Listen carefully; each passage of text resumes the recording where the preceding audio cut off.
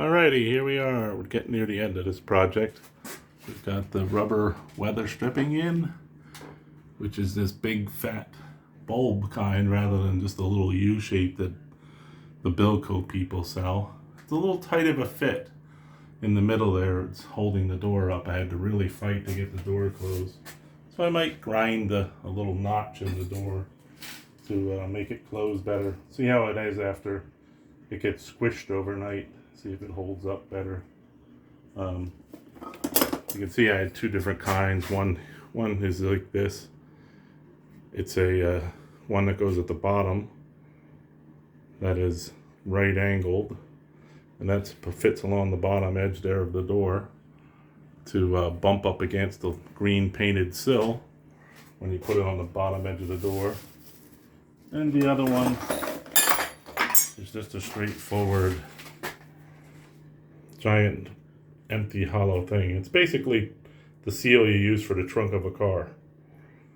See, it has like a hard plastic and metal thing in there that holds it to the edge of the metal door, and then this gets squished down by the door. So it makes a much better seal than what the ones that Bilco has. It does kind of prop the door up a little.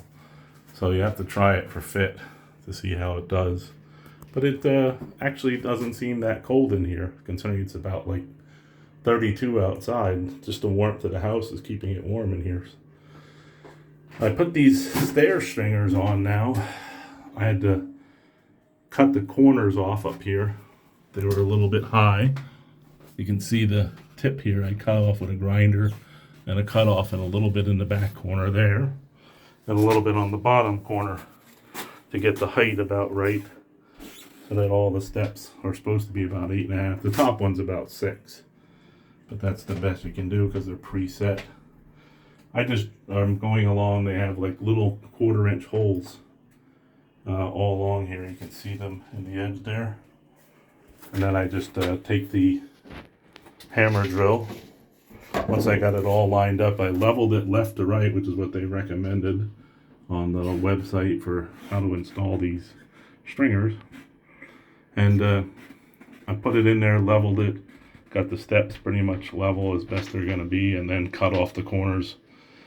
Cleaned it all up to get the rust off it with a wire brush.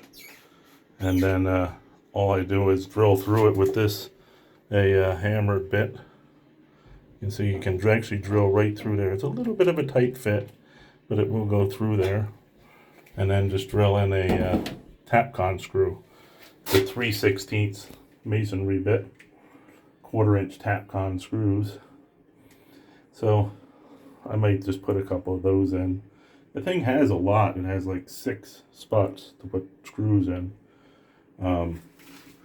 So I don't really, and that's on the top and the bottom. So I'm not thinking I need those big 3/8-inch anchors. That's a lot of work and a lot of trouble. The Tapcons work alright into the concrete block. You don't want to try and put them into old hardened 1950 floor concrete or something. It would hardly ever work. You know, they would snap off or something like that, trying to drill into that. But I also put tiny pieces of foam rubber tape. If you see them in there, hiding behind the door stringers. It's this roll of foam rubber tape that you buy for insulating your pipes in your house at the, like, Home Depot or something. It's 2 inches wide, about 1/8 of an inch thick, sticky on one side. You just wrap it around pipes and stuff. It makes good weather stripping. I put that underneath the edge of the door there as a padding and sealant. And I also have it right here as a thicker version right there. You can see that's like a 1/4-inch thick version. And all I'm going to do is drill some more holes and put these fasteners in. I'll have to get some more. You can probably go with either the recessed flathead or the bolt head type, whichever you like better for the Tapcons. The boards I'm going to have to replace, I think. They're from probably 1950, like the original stairs were, and they're kind of dry rotted and cracked and things warped from moisture in here. They just get tapped in place there, and there's a little spike at the back of the openings. I think I'm actually going to probably take a little oscillating saw and saw a little slot for that point so I can get the boards tight, so I won't have as big a gap at the top there at the first step. You know, that way the steps are all a little bit closer to the wall and gives you a little more headroom to get out of here when you walk up the steps. But that's pretty much the finished product. We put 2 coats of the Drylok Extreme, which is basically like a thick latex paint. We put it on, let it dry about 2.5 hours, and then ran it down onto the floor a little bit just to seal the joints. And I'm hoping that there won't be any water coming in anyway, because you know the wall is pretty well waterproofed on top and everything. I think 90% of the problem was water running down and hitting the top of the wall and soaking right in, and then coming down inside the hollow block of the wall. The top piece is a piece of solid block, 6 inches high by 8 inches wide and 16 long. And we replaced that bottom row because they were all rotted out from water soaking into them and freezing and disintegrating the concrete. But that's about it. I'm just going to have to get new boards and slip them in. They give you a little hole here. You know, you can see that you can drive either a screw or a nail in there to hold the stairs securely in place. And they sort of wedge the board in. As you drive the board in there, it gets slightly tighter at the back.